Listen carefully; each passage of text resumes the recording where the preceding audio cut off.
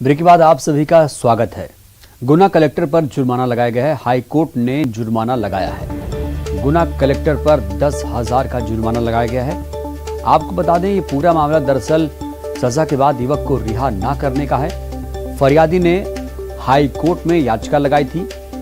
बंदी प्रत्यक्षीकरण याचिका लगाई गई थी। हाई कोर्ट ने पतरू को रिहा करने के आदेश दिए। जुर्माने की रकम को पीड़ित पतरू को दी जाएगी और 7 दिन के भीतर पतरू के खाते में ये राशि जमा की जाएगी और जो जुर्माना है वही जुर्माने की राशि पतरू के खाते में जारी करने के आदेश दे दिए गए। तो आपको बता दें, ये मूल अधिकारों का हनन का मामला है। अगर आप सजा के बाद भी किसी को कैद करके रखते हैं या फिर किसी के मूल अधिकारों का हनन करते हैं तो हाई कोर्ट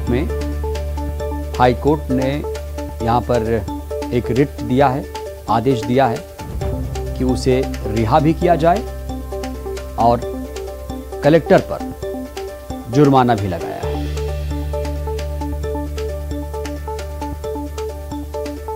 गुना कलेक्टर पर 10,000 रुपए का जुर्माना लगाया गया है। हाई कोर्ट ने पीड़ित पतरू को रिहा करने के आदेश दिए और ये अच्छी बात यह है कि कम से कम लोग जागरूक हैं। अगर उन्हें लगता है कि उनके मूल अधिकारों का हनन हो रहा है, उनको ऐसे अधिकार दिए गए हैं कि वो आर्टिकल 226 के तहत हाई कोर्ट का दरवाजा खटखटा सकते हैं अगर मूल अधिकारों का हनन हो।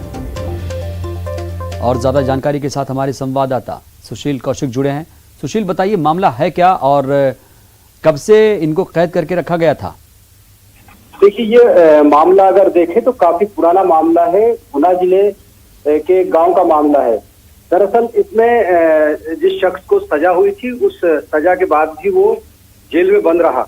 यही वजह है कि नाराजगी जताते हुए हाई कोर्ट ने, जब उसके बेटे ने बंदी प्रत्यक्षीकरण याचिका दायर की, तो उस याचिका की सुनवाई के बाद हाई कोर्ट ने इसमें सख्त अप्रसन्नता जाहिर की और हाई कोर्ट ने कहा कि सजा पूरी होने के बाद भी किसी को जेल के अंदर निरुद्ध रखना उसकी व्यक्तिगत स्वतंत्रता का हनन है।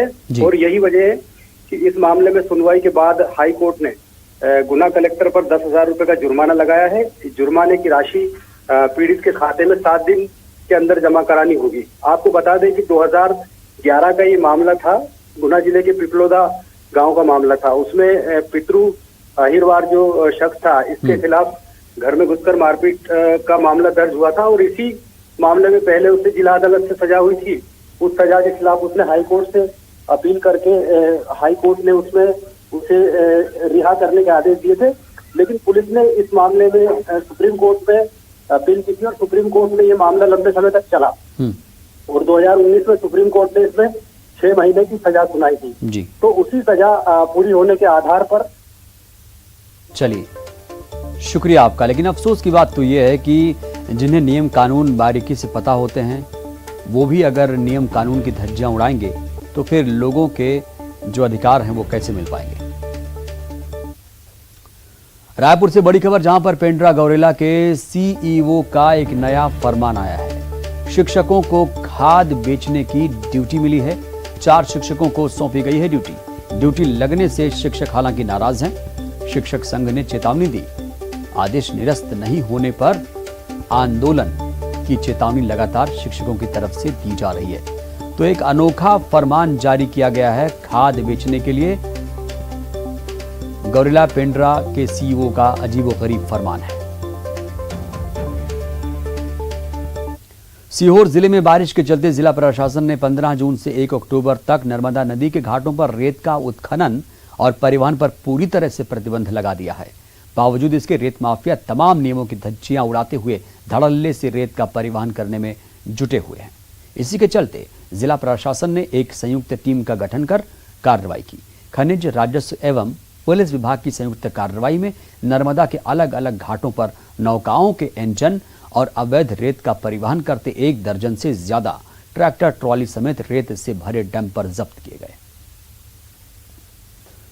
खबर अनूपपुर की, जहां कल शाम हुई रेल दुर्घटना के बाद वेंकटनगर और निगोरा के बीच तीसरी रेलवे लाइन में बचाव कार्य तेजी से चल रहा है। ऐसे में पूर्व रेल मंत्री पीयूष गोयल का एक ट्वीट इस समय चर्चा में है।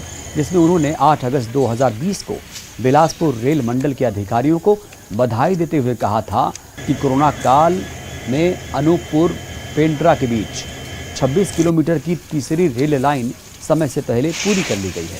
अब इस दुर्घटना के बाद लोग ट्वीट पर सवाल खड़े कर रहे हैं।